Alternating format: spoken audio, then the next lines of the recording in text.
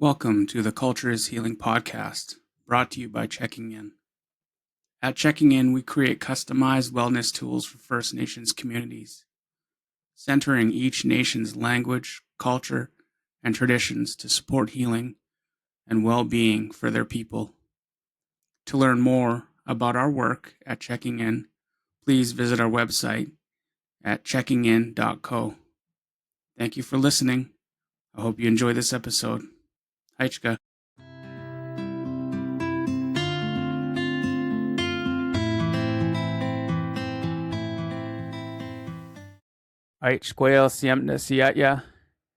Hello, everyone. Welcome to the Culture is Healing podcast. And today I have the honor and privilege of sharing this space with Stan. He's a dear friend to myself and to many. And I'm going to open the floor to Stan. He is going to start off our conversation in a good way. Haichka. Haichka, brother.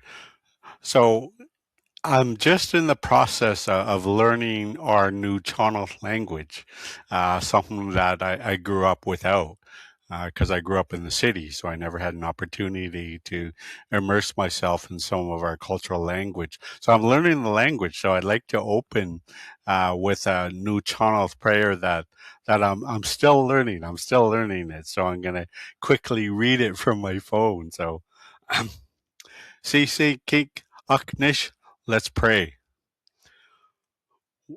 Waikosh ḵuʔiʔatḥ, praise be to the Creator. Atik shilsnish sutil, we give you thanks. Łaʔaʔuukʷiʔatḥ for this day.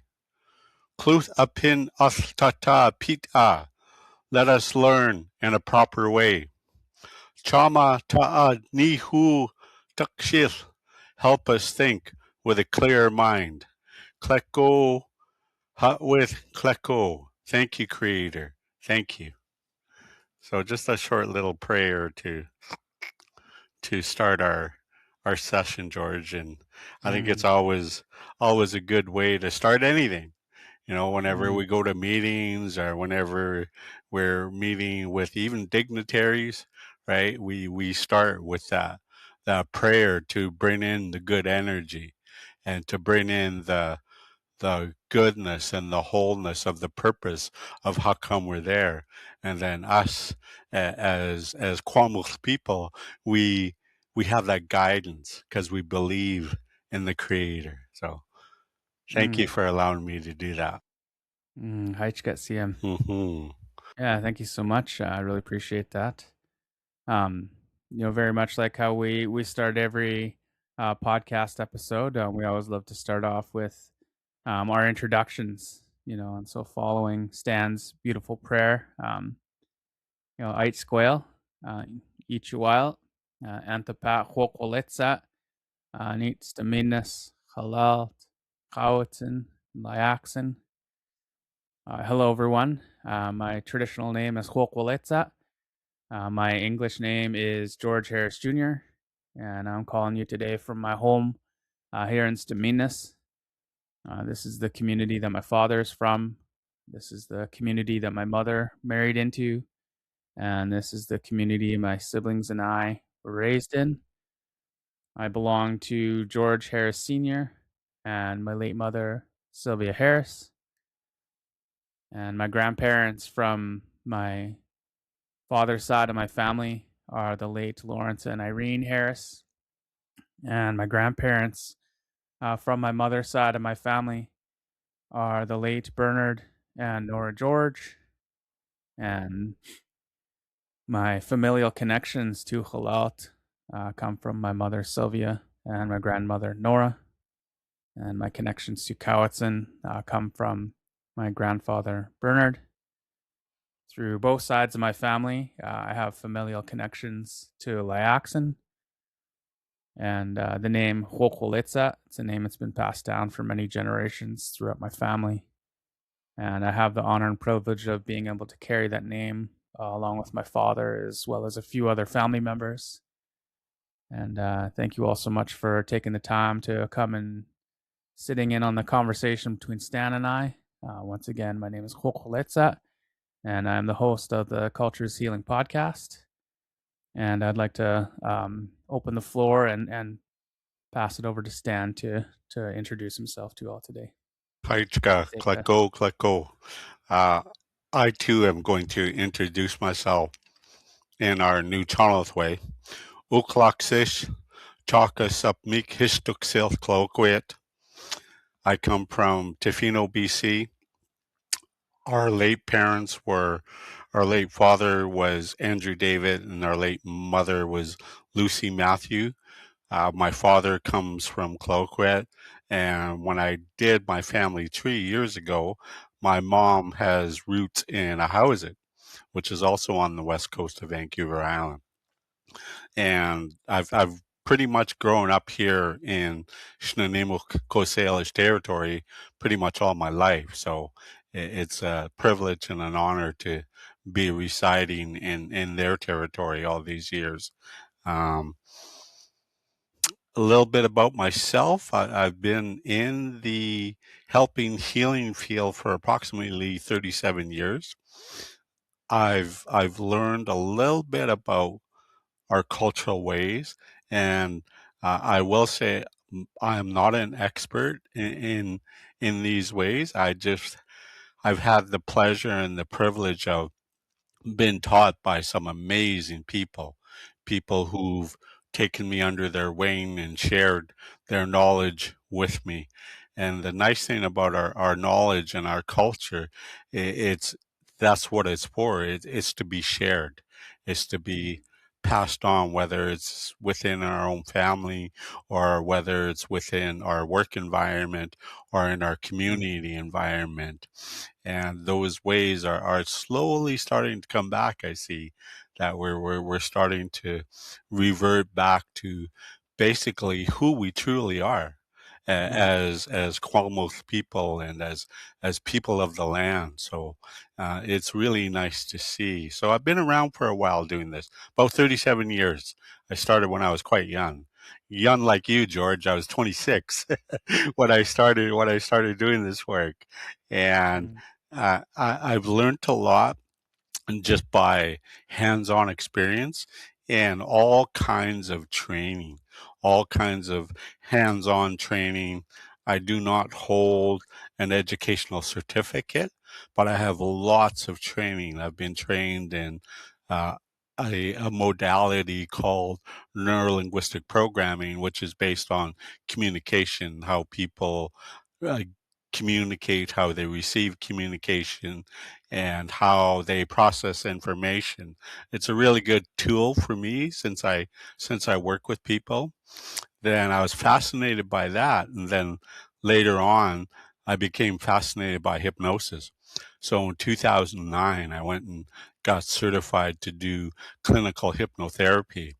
And then again in 2014, I went down to Vegas and did a little bit more hypnosis training, along with all kinds of other training, trauma training, sexual abuse training, which is becoming more and more prevalent in our communities because people are starting to talk about it more and finding that courage, that inner courage to share who they are. And basically, trauma causes us to act and behave in a certain way, which is can be debilitating, alcohol, drugs, violence, it has a big impact on us. And that's where I come from. I grew up in an alcoholic home, and I had to fight my way out of that addiction cycle for my own personal life, and it was a good battle. It was hard at times, but it was a good battle because I'm still here, and I thank my parents for that. Even though I grew up in dysfunction, I learned a lot. I learned a lot. I thought it was normal to be around alcohol all the time. I thought it was normal to witness acts of indecency, and now I know that okay, that wasn't very healthy. So, I've done a lot of work with myself and continue to do a lot of work with myself. And when I did my hypnosis training in 2009, our instructor, he was a doctor, Dr. Brick, he said the best healers in this world are the ones who consistently and continually heal themselves. Mm. And that was a really good message from him. And so I not only from him, I've heard it from many other people. A lot of our cultural people always finish by saying, "Take care of yourself," and Mm. that's what they're saying is take care of yourself. So, just a little bit about who I am. I'm a married man. We have my wife and I, my wonderful wife. We're raising two of our grandsons, great grandsons, 10 and 6, and they've been with us since they were pretty much infants. So we've been raising them for pretty their whole life, and it's a real privilege to be able to do that and just share, some of what I've been taught. And my Mm. wife shares a lot of what she's been taught from her grandparents. And I know, George, when you talk to people that have been immersed in culture, they always revert back to my grandparents.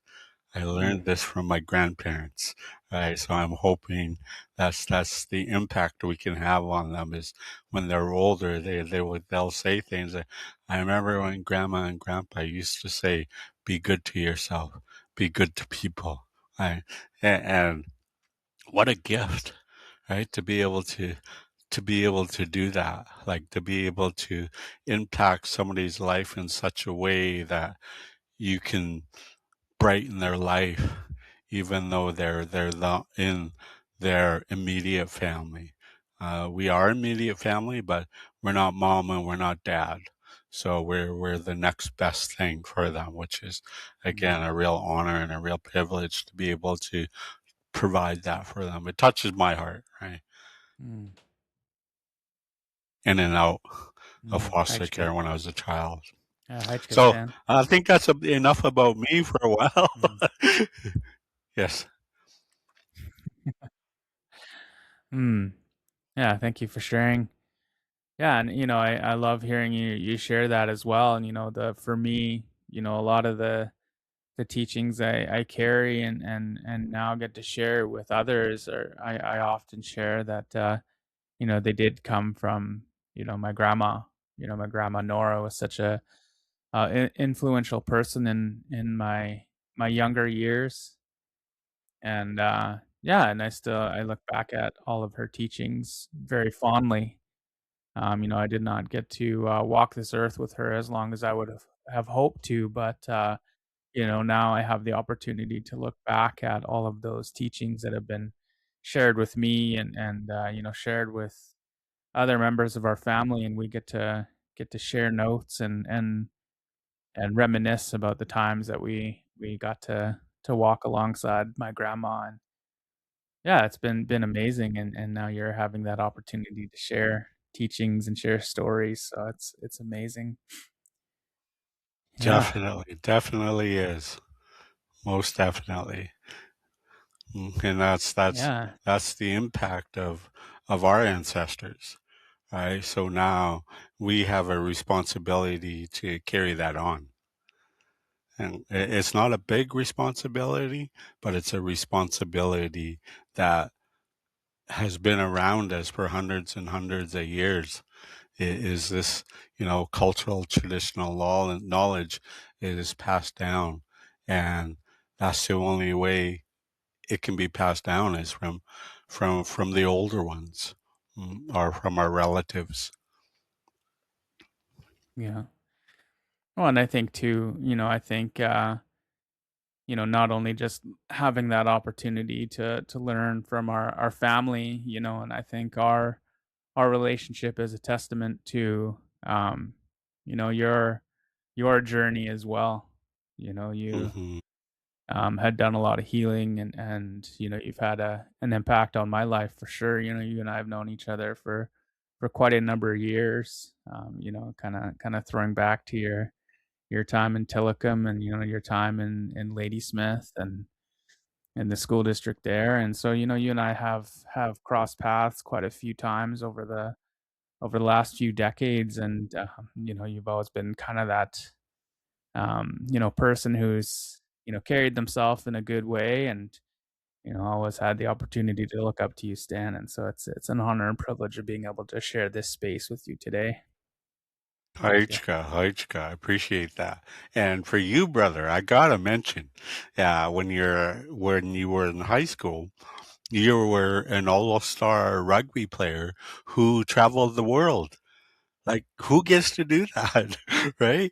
You had the honor and the privilege of doing that, and that was so cool to see as an employee of the school district to witness one of our own, reach that level of competition, reach that level of enthusiasm and believing that you could do it. So hands up to you, brother. Hands up to you. Haichika. Hmm. Yeah. Yeah, and as we're, looking into our conversation, our name of our podcast is Culture is Healing.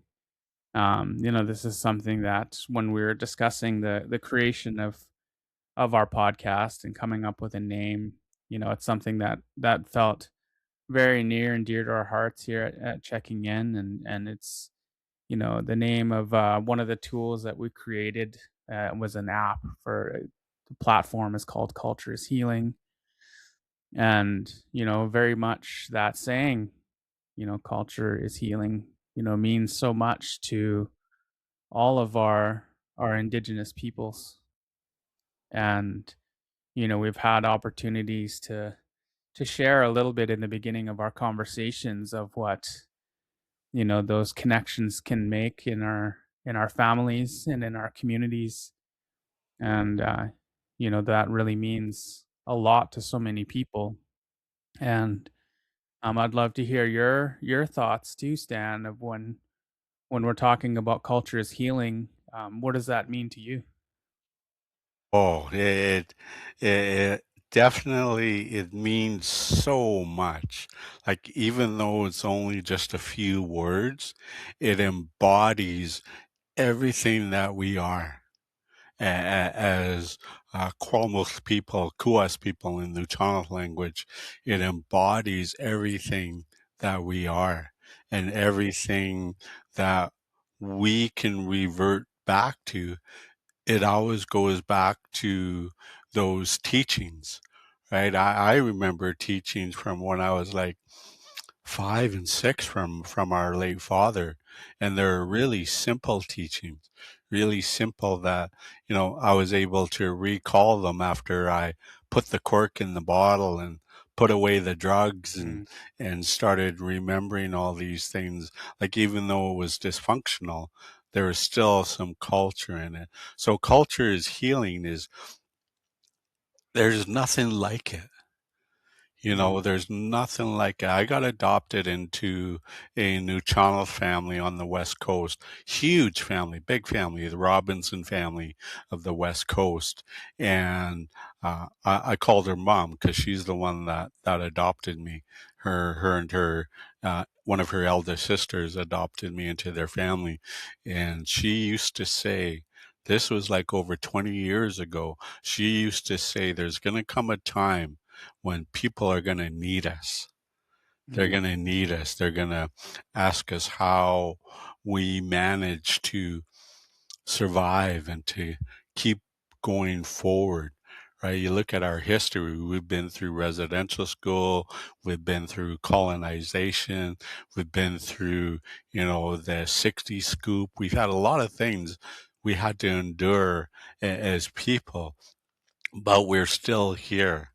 And mm, she used to say, people are going to start asking sometime, how did you guys do it? And it's going to come back to culture, right? It's going mm, to come back to those words that you and I shared, George, that grandma and grandpa used to say. Grandma and mm, grandpa, uncle, auntie, right? Mom, dad. We take those words that were passed down to us and start to implement them into our life.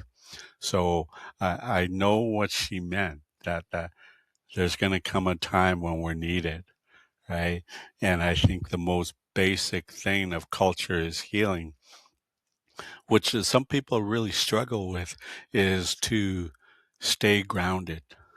Mm. That's hard for people just to sit in silence and to be quiet and to just hold the space for themselves because we're so bombarded by technology, right? Humans have really advanced. I mean, look, here we are on a podcast, right? That's Mm. technology, right? We have social media now, which has totally bombarded our nations, right, from our children right to our adults, and it's impacting that. It's impacting us. So culture is it's a powerful word, right? It's when you put those two together, culture is healing. So I'm going to share a story quickly. One of my Mhm. mentors, he was asked, along with our mental health manager, there used to be a youth detention center in Victoria. It's closed now. It's been closed for quite a number of years. But the institution called our mental health office in Port Alberni and said, "Do you have somebody with some cultural knowledge that can come down and talk to one of our youth?" And she said, "Yes, we have somebody." So her and my late colleague, late Ray Senior, traveled down to Victoria to Mhm. the youth detention center, and they got there and. Vina, my manager, then told them what they need to do. They said, you need to prepare a meal, you need to have lunch for everybody that's coming, and then we'll show up. So they showed up and they had lunch. And then the young guy was probably maybe 16, and late Ray went and stood up beside him and took his hand and placed it on his shoulder, and he started speaking our language to him. And what he was doing was he was telling him who he was and where he was from and Mm. what nation that he was from. He started explaining to him who his family was. And as he was doing that, as he was speaking the nuučaan language, as he was speaking the language, this young man, this youth, started to just cry, big tears streaming down his face, just emotional, super emotional. And then they had a cedar headband that they brought with them, and they placed the headband on him. Mm. And then, of course, about the blanket wrapping. They wrapped him Mm. in a blanket to comfort him and to let him know that he's loved and that he's cared for. Mm. So they did that. And then in that meeting, there was the warden, there was a psychiatrist, and there was a psychologist. And after the day was done, the three of them walked over to Ray and asked him, "What did you do? We have never been able to get an inkling of emotion out of this young fellow. And you show up, say a few things in your language, and he literally breaks down." And that's when Mm. Ray told the doctor, the psychologist, the warden, I told them who he was and where he came from. And when we put that headband on him, we told him that's for protection. And when we wrapped him in the blanket, that was to let him know that he's loved and that he's cared for and that he comes from a good family. So that's the power of culture, right? That's Mhm. like, you don't, where are you going to experience that, right? It's not just something that's done. You have to more or less be at the right place at the right time to witness something like that. And it's so powerful, right? It is such a powerful thing. And that's the strength in culture's healing, right? Just that little act of kindness, that little act of honoring and acknowledging it moved him from a dark, cold place to to a sense of, hey, I belong here, right? And that's the power in culture. It is healing. Culture is healing. Like when we hear the drums, when we hear the singing, when we witness the cultural dancing, right? And Mhm. even our ceremonies, right? The cultural ceremonies that we can partake in, it changes us. So yeah, culture is healing. It's one of the best tools that I use as a person who supports individuals who may be struggling in life. And Mhm. I do the simple things, George. Like uh, I'll ask them. I'll say, "Okay, who did you really admire when you were younger?" And of course, they're gonna say grandma or grandpa, right? And I'll say, "What kind of impact did they have on you?" And they start talking about them. I say, "Okay, what did you learn from them? What's the one thing that really sticks out that you learned from them?" And then they tell me, then I'll say, "Okay, that's what you need to start practicing, is what Mhm. they taught you." Right? That's where the culture is healing. We can go through hundreds of hours of counseling and it'll do some, but when we take somebody and we say somebody's struggling, is just emotional, having a hard time, and our old ones, our uncles, our aunties, our grandmas, our grandpas, we wouldn't just sit in a chair, we wouldn't sit in an office. They would say, "Come with me." And they take us, they'd bring us to the water, they'd bring us to the trees, they'd bring us somewhere to help us identify that grounding mechanism that's in all of us. Because we lose that when we get Mhm. bombarded by trauma or other things. And when we find that basic method of just connecting to the earth, connecting to the creator, connecting to our culture. So culture is healing. It's, it, it's a huge statement. And I think Mhm. if people really understand what it is, like you and I could probably do a presentation for 5 days, right?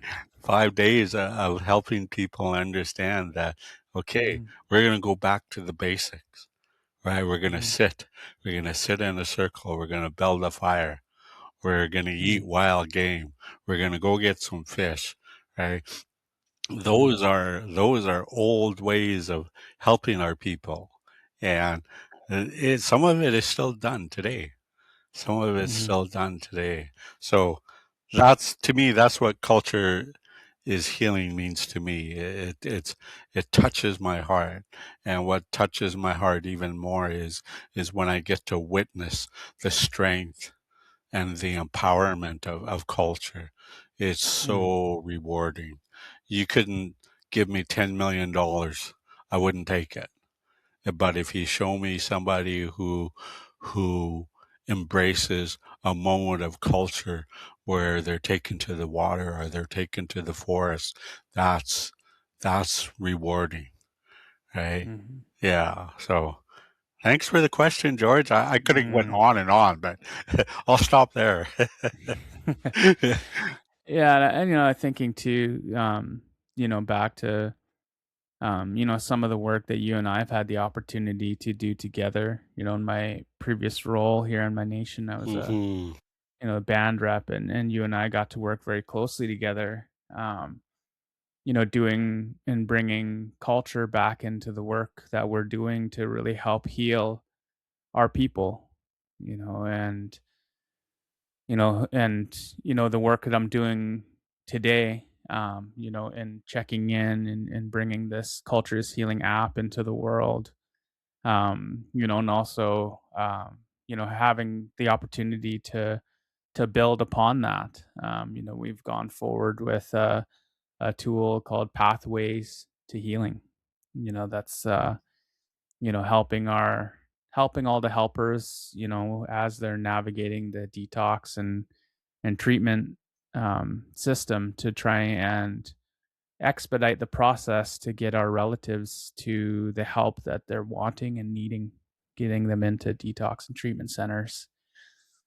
And thinking about that work that you and I did, doing, being trained and certified to be well-bridey Mhm. coaches, and bringing that into the 9 nations of, that you service and beyond.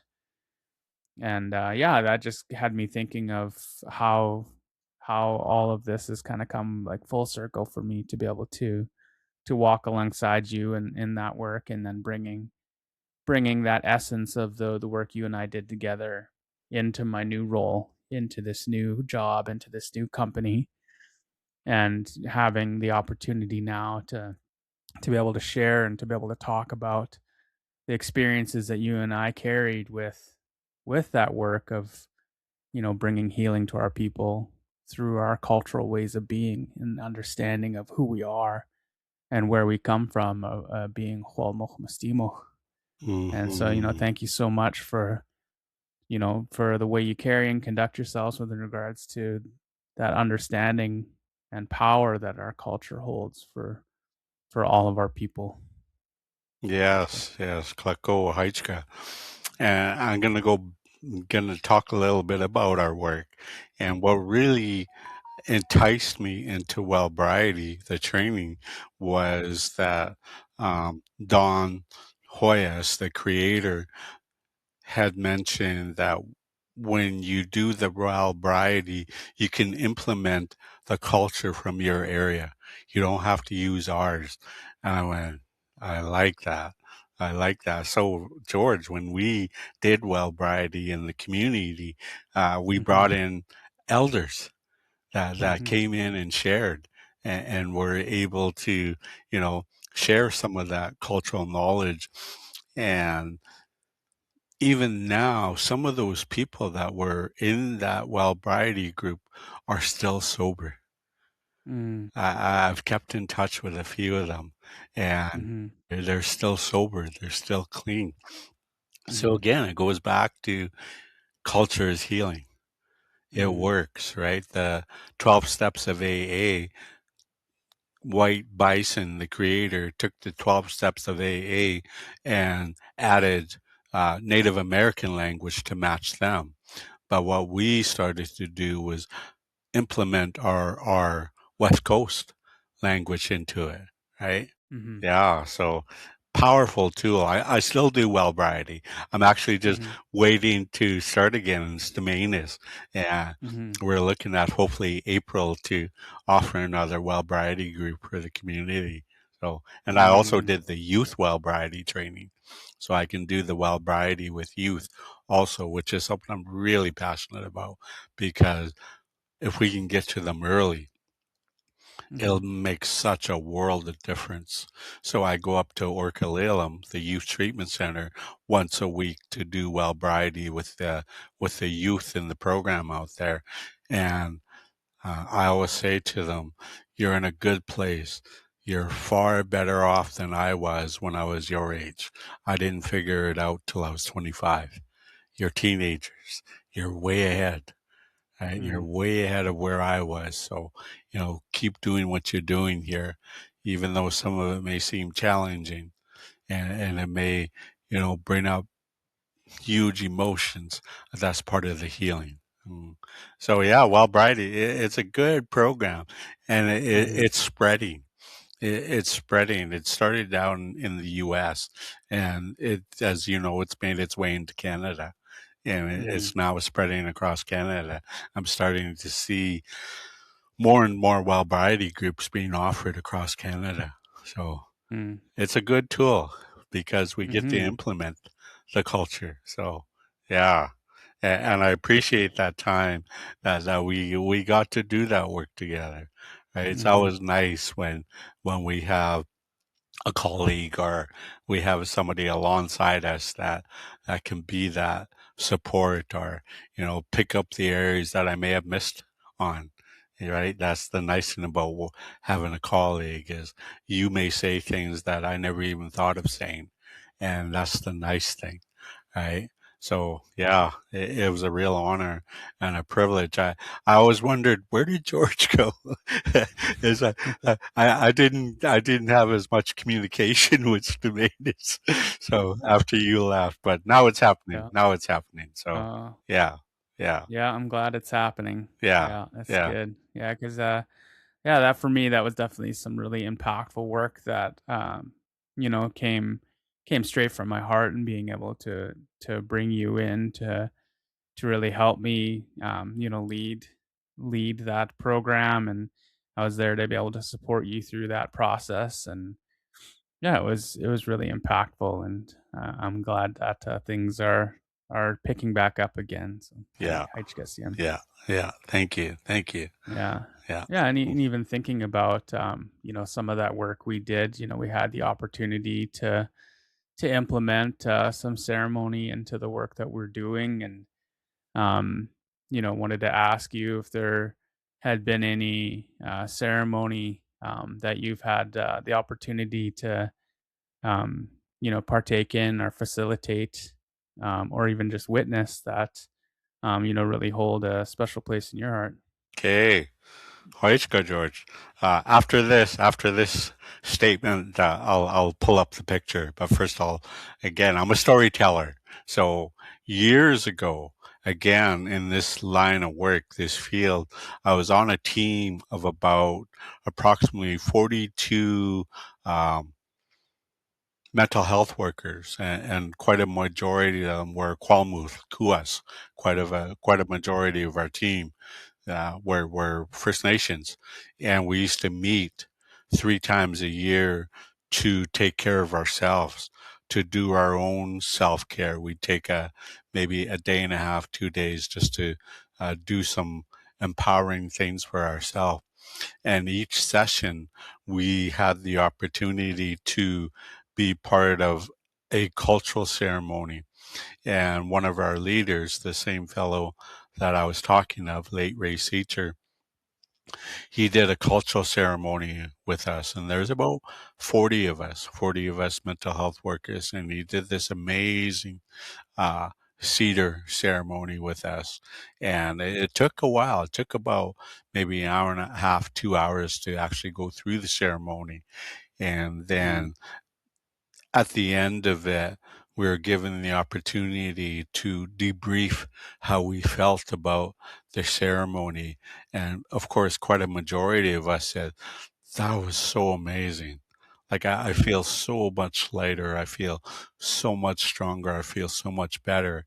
And as part of our mental health team, we had a clinical supervisor who was a doctor of psychology, and he'd been with nuučaan Tribal Council for quite a number of years. And it was his turn to debrief. And the only thing he said was, "You guys don't need me."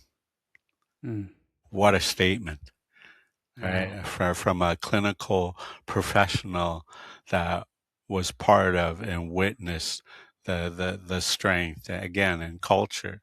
So that was really meaningful. It helped me understand, okay, we're doing the right thing, right? Mm, We're doing the right thing.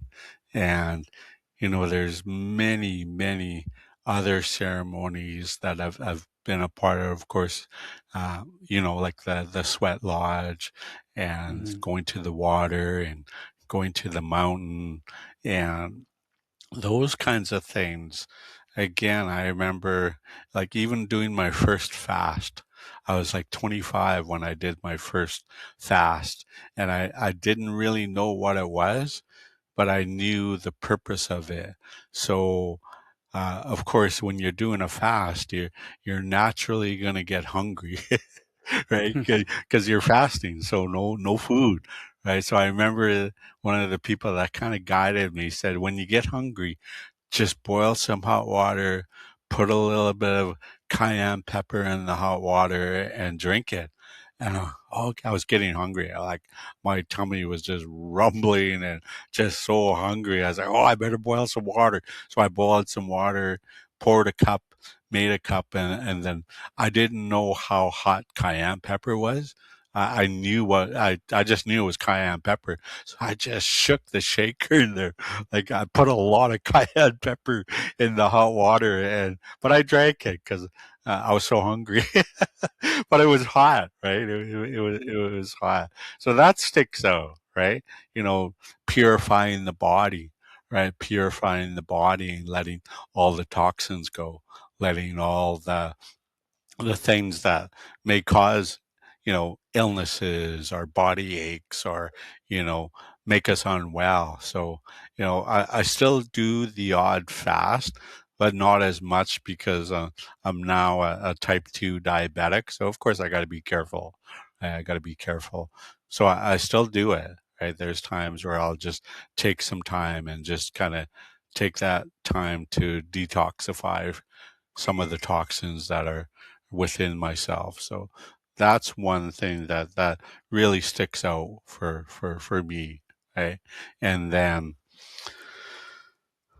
a late cousin of ours gave me my name, Chaka Sapmik, and that means to push forward. When he gave me that name, he was a really amazing man, and a lot of people were intimidated by him because he had a really deep voice, and Mm, people were intimidated by that, but I loved him. I just loved him. I loved spending time with him. And when he gave me that name, I asked him, I said, what does it mean, cousin? And he sat there for a little bit, and he said, okay. He says, you know how when, let's say, somebody is pushing a boulder and trying to roll it. I said, okay, I can see that. I said, it might not be easy. He says, yeah. He says, chaka sapmik means to push forward. So when you mm, push forward, you got to push hard. So uh, that's a moment in my life where, wow, I have a big responsibility. Right? I mm, have a big responsibility to push forward and mm, to, you know, take people with me, right? Take people with me, clear the path for them, right? Open up that path for them or open up that mm, door for them. Mm. Again, I love that word privilege and honor, right? To be able to provide that. Mm. So yeah, mm. that's just a few things that have really stuck out in the 37 years that I've been around.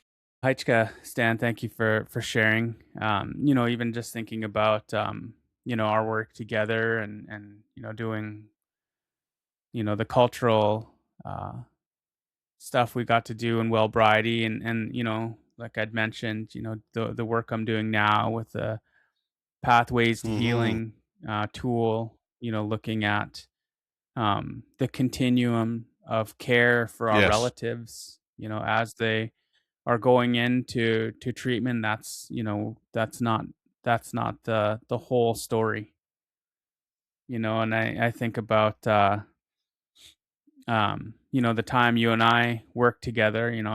We both had the opportunity to support quite a number of people. And one of the things that stuck out for me is I remember sending one father away, and he went away for treatment, and he came back, and he'd spent, I can't even remember how long away from community. It was, I think it was a couple months. And when he came back, and obviously a lot of the times it's people go away to find healing and they get that strength, but they come back to a lot of people and parts of the community that haven't quite healed yet. And so he was having a hard time, and he called me, and unfortunately I missed his call. And it was like 11 o'clock at night, or maybe even later, and I was sleeping already. And so called him back the next morning, and he was just sharing his story Mm. about this hardship that he was having that night. And I thanked him for sharing. I apologized that I didn't answer the call that evening. And he was like, "Oh, it's okay. I realize now how late it was." And then I said, "Well, did you want to meet up?" And he goes, "Yeah, I think that's okay. Let's do it." And it's like, "Is it okay if we um, bring in the drug and alcohol counselor that you've been talking with?" He goes, "Oh, that would be good." And so it was just the three of us, and we met we had the meeting in our sweat lodge, the one that we built in Staminas. And so we just kind of were chatting, and we started up the fire and sharing stories. And I asked him, and I was like, you're mentioning last night that you're having a hard time. And I was like, so let's talk about it. And he was like, well, it's at that time is normally when I would have been drinking, but I didn't have anything else happening, and I didn't know what to do, and I felt weak. Oh, and I, thanked him for his vulnerability, thanked him for sharing. And then I asked him, I was like, okay, you left home, you went away to find healing. When you were away, when did you find the strength in your healing journey? And he kind of paused, and he goes, "Oh, I kind of like the songs that we sung when we were away up at the healing house." And I was like, "Oh, that's powerful." And I said, "Well, unfortunately, like, I don't know any of their songs." I was like, "But I know our songs here." And he goes, "Okay." And I was like, "Do you have your phone on you?" He goes, "Yeah, I have my phone." I was like, "Okay, well, there's three of us here right now. I have my drum.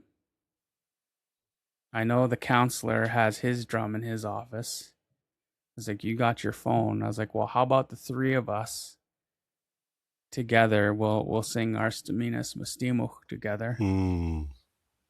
You record it on your phone, and if at any time you're feeling weak, you play that song, and you can listen to it, and you'll hear your voice, you'll hear my voice, and you'll hear your counselor's voice, all together, singing together. And you can find and carry that strength with you to get you through that night, get you through to the next day, and the day after that, and the day after that." And so we did. We sat down and we sang our Staminas Mustimuch together. And yeah, I was very fortunate that um, that helped him get him strength, and it helped carry him through. And eventually we kind of joked about it after, because he was like, "Yeah, I wish we recorded more songs, because I got tired of hearing that one song over and over and over again." And so he eventually went on and started listening to our songs from our relatives down in Cowichan, from the Sinqua dancers, and some of our songs from our relatives up in the Stolo territory, up in Staelis, and so many other relatives as well. So yeah, it was really cool to be able to help this relative as they had their struggles, as they came home from treatment, to help care for them, and help provide healing in that post healing era of his journey. So yeah, that's what I was thinking about when we were talking about implementing culture and ceremony and stuff that kind of sticks out to us as individuals. Most definitely. And everything you're talking about goes back to the name of the podcast, Culture is Healing. And I think this is a good time to bring up that picture, and I'm going to talk while the picture is up. Please, Carissa.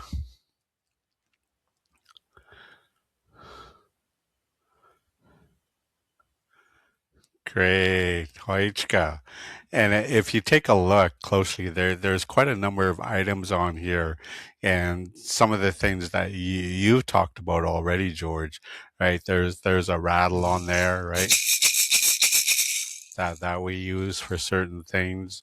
There's a cedar rope that we can use for to tie families together, to bring people together, and the cedar rope is used to demonstrate how strong cedar is and how powerful it is, and we use it for many things.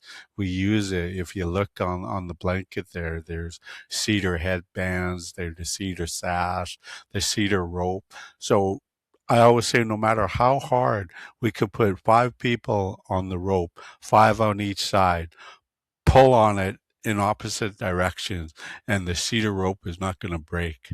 That's how strong cedar is, and that's how strong we can connect as family, as community, when we embrace, again, going back to who we are and where we come from. So cedar is just one tool that we can use for many, many, many things, right? There's a devil's club stick in the middle there that we use for many things also, protection, medicine, all kinds of other things. It's used for to protect our home, to protect us, right?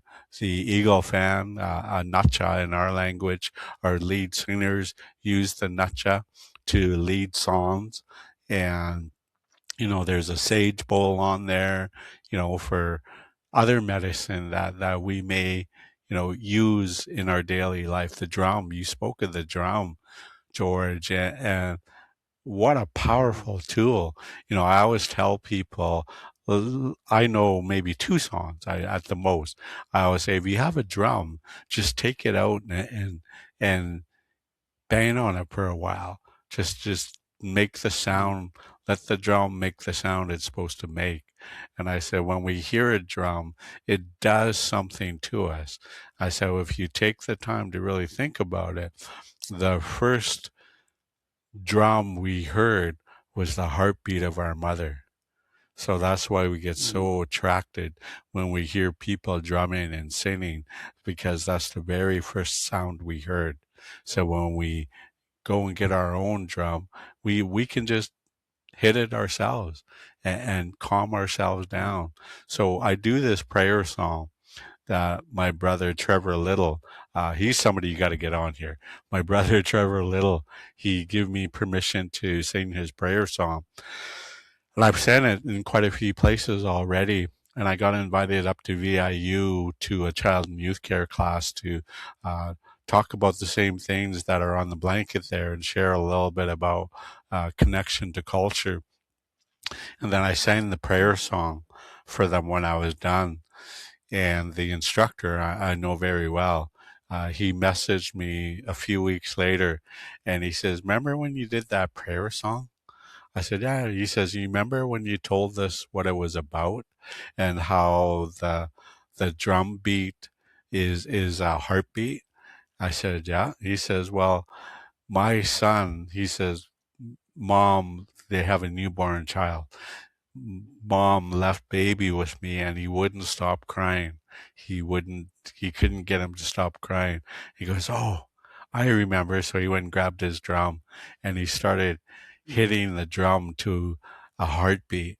And when he started hitting the drum to a heartbeat, his son stopped crying. And that's how Trevor, my brother Trevor, composed that song. He was in the same situation. Mom just got home from the hospital with their son, and he wouldn't stop crying, screaming, crying, and he couldn't get him to stop. So he sang a prayer that his grandma wrote, and it was on the wall. He sang that, and then he composed the song from his grandma's prayer, and he put that heartbeat into the song. So when my my friend did the heartbeat on the drum with his son stopped crying. So again, this all Mm. goes back to culture is healing. Right? It is Mm. healing. And there's all kinds of other tools on there. There's Devil's Club shavings, right? The rattles, there's stones on there. There's uh, many things that we can use the beadwork, right? That's healing, right? When our ladies Mm. do the beadwork, that's healing for them. Right? When we as men take the time to make a cedar headband or to make a cedar sash or something made out of cedar, it helps us as men, right? Because as men, we're always in a hurry. We always got to be doing something. Mm. We always got to be busy. So when we take the time to connect to culture through these types of activities, it helps us. So that's just a little bit about, what kind of cultural activities have done for me and, what it can do for other people. And uh, I've actually used these things to do suicide prevention, suicide awareness presentations. And I talk about how we have our own ways. I said, if you look back at history, there is a time we didn't have this. We didn't have people trying to take their own life. I said, we have ways of healing that are so powerful.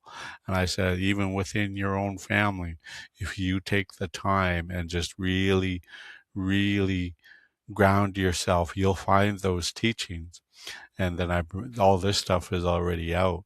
And I say, we have the cedar, we have the water, we have cedar, we have many things that we can turn to. And it's healing. It's healing for us. So Mm. just a little bit about that on the picture. So thank you, Carissa. Appreciate your help. Mm. Yeah, Heishka. Yeah, yeah, and I love being able to see all of the tools and cultural things that our people carry to continue to promote healing, Mm-hmm. in our communities. And it's such an amazing thing to be able to look at and utilize and know that our ancestors carried that before us Mm-hmm. and carried it Yeah. for us and preserved it for us to be able to use and continue to use. Mm-hmm. Mm-hmm. Aichka. Yeah, and taking a look, and undoubtedly, Stan, you carry a lot of cultural knowledge with you in your heart. And I was going to ask for you to share, um, what are those teachings that you carry that really help guide you in the work that you do? Oh, hi, George. This teaching goes back to my childhood, and it's a really simple teaching our mother taught us. And I remember being really small, like 5, 6 years old, and our mother saying to us, saying, you always be good to people. You always be nice. Mm. Right? Simple words. And I take that with me today whenever I interact with people and spend time with people. I do my best to treat them really well. And one of the most powerful communication tools that we possess as human beings is the smile. And when we see Mm. somebody smile, we automatically smile back. It's because it's a Mm. powerful tool. It lets people know that they're they're happy to see you or they're glad that they saw Mm. you.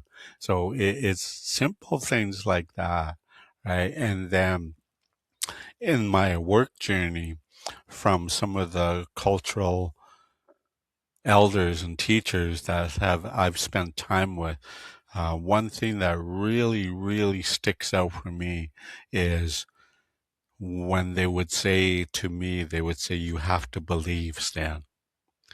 And I thought, Mm. oh my God. So the more that I believe in the culture, and the more powerful that it's going to be.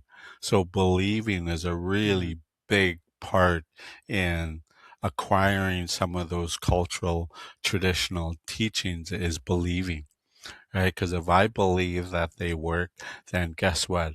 Other people I interact with, they're going to believe. But if I have the Mm. attitude, that stuff is garbage, it doesn't work, it's good for nothing, then guess what? It's not going to help. But when I say things like, just go sit by the water, or do what the old Mm. people used to say, I was like, come on, let's go, come sit with me, right? And those are the things, and that's what my mother meant, was always be good to people, always be nice to people. The cultural elders and teachers really believe in this, really believe in it. And one of the biggest things that really helps me today is the power of prayer. It's Mm. so powerful, and there's no wrong way to pray. And I remember when I first started learning, uh, they would say, even if you just wake up and say thank you, that's a prayer. Mm. So I started to understand that, Mm. okay, it's not about, praising the great creator. It's about being thankful for things, appreciating things, praying for those people that are struggling, praying for those people that are on the streets, in the hospital, in the institutions, thanking the Creator for the water, the trees, the animals, thanking the Creator for the sun, the moon, the stars, thanking the Creator for our ancestors, and thanking the Creator for those who are yet to come. Right? That's the most powerful thing. And I know it works because when I sobered up at the age of 25, I started to figure out, because I drank, George. I didn't mess around when I drank. So when I was drinking, right, Mm. and when I entered the 12-step programs, they talk about Mm. it in the AA program, is prayer. So I thought, oh man, there Mhm. must have been lots of people praying for me, and here I am, right? I understand now that prayer is powerful, because it works. And if there's one message I Mm. can give to people, is that when you feel like there's nobody there, and you feel like the world has turned their back on you, there's one person that you can always call that will never hang up on you, or will never turn their back on you. That person is the Creator. When you Mm. talk to the Creator will listen with their whole being. And that's Mm. how powerful is that. And there's times where I pray, right, and I say, oh God, it's been a hard day, right, and the Creator will give me a little Mm. shove and say, you're gonna be okay. Right? This is a building block, right? That's all it is. Mm. So prayer really sticks out to me. Those are the things Mhm. I really live by, especially Mhm. being nice to people, right? That's the Mhm. biggest thing, right? I always say, you know, don't judge people. If you've never slept on the street, or slept in the rain, or slept in the cold, don't judge our people on the street until you've slept in the rain and the cold and the snow. When you've done that, then maybe you can judge them. I always say I would not survive if I had to live on the street, because I'm too, uh, I've become accustomed to things, TV, electronics, blankets, right? Pillows, right?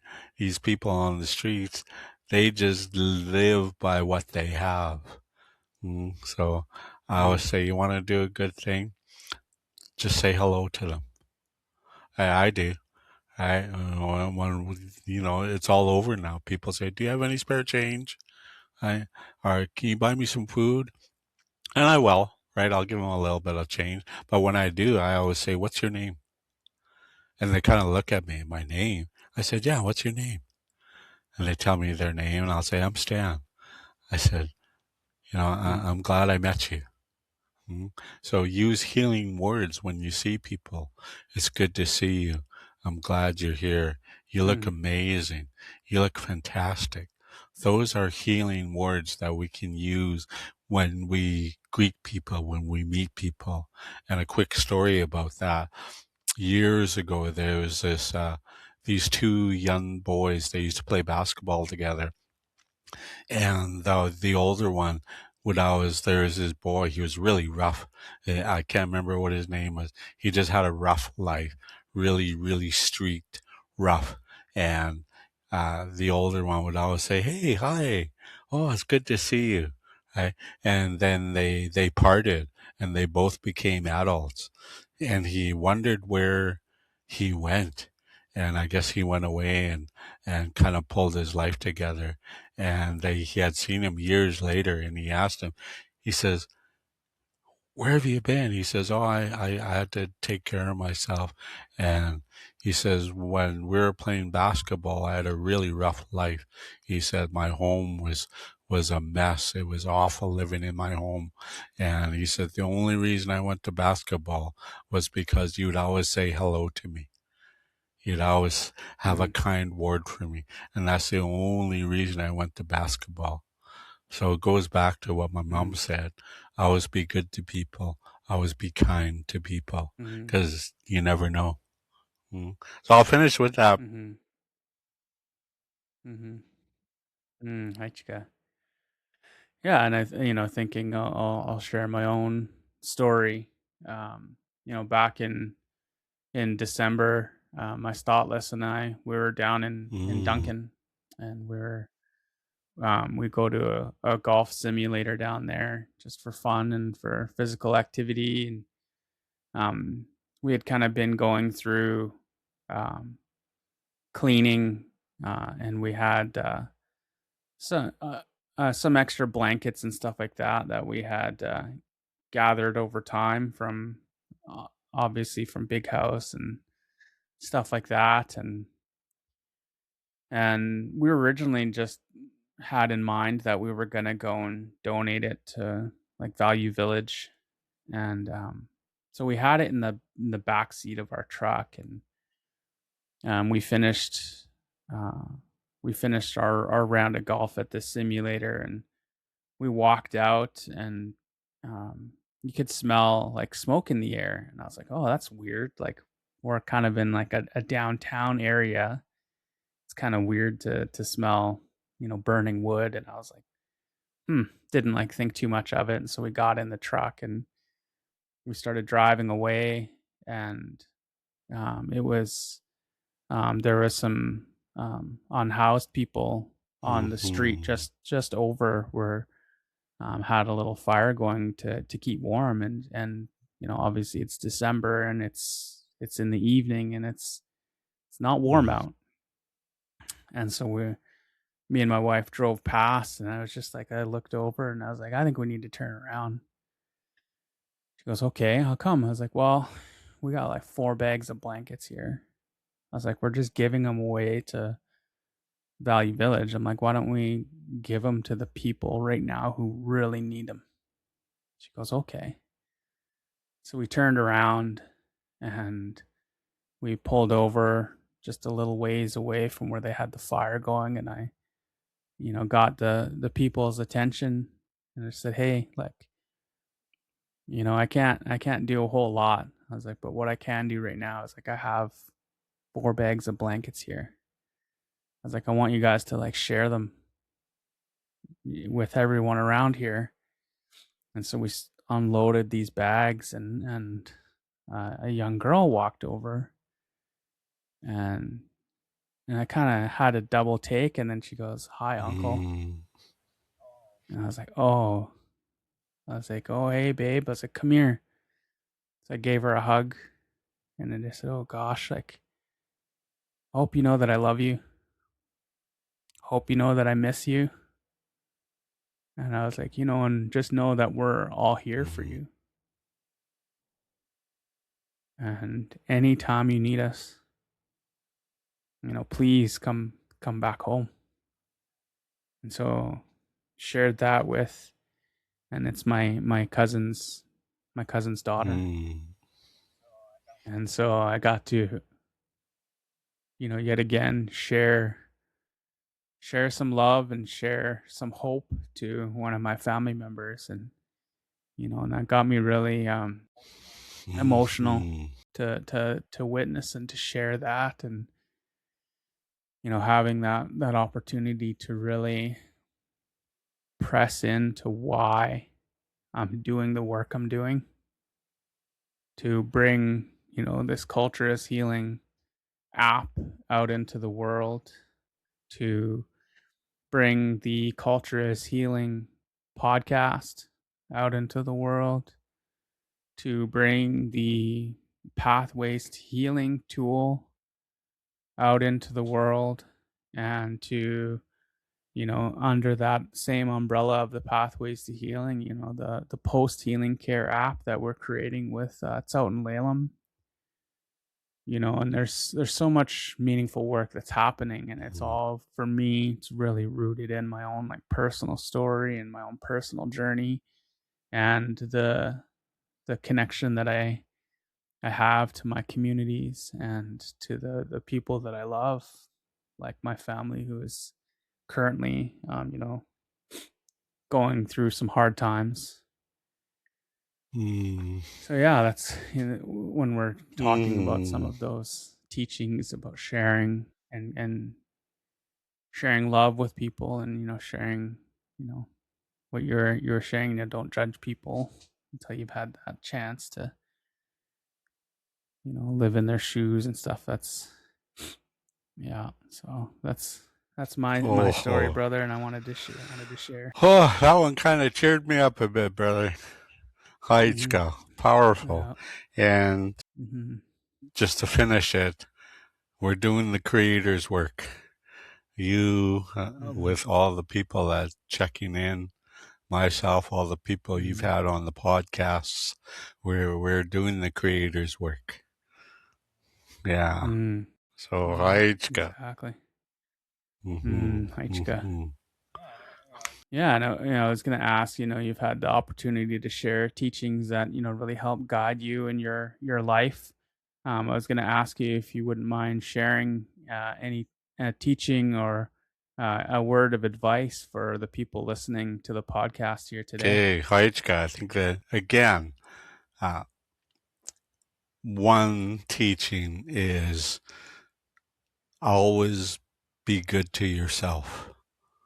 Because when we can be good to ourselves, we can be good to other people. So treat yourself well. ڵaʔuukʷiʔatḥ. ڵaʔuukʷiʔatḥ, Siam. Yeah, thank you so much, Dan. I really appreciate it, and I really appreciate you taking the time to come and sit and have this meaningful conversation with me, and look back and reflect on the work that we did together, and share in the work that we're doing now. And I really want to take a moment to thank all the people listening to the podcast and who keep coming back. And so thank you all so much, and really appreciate it. And I hope to catch you all in the next episode. Thank you so much for your time today, Stan. Okay. Take care, everyone. ḻaʔuukʷiʔatḥ. ḻaʔuukʷiʔatḥ.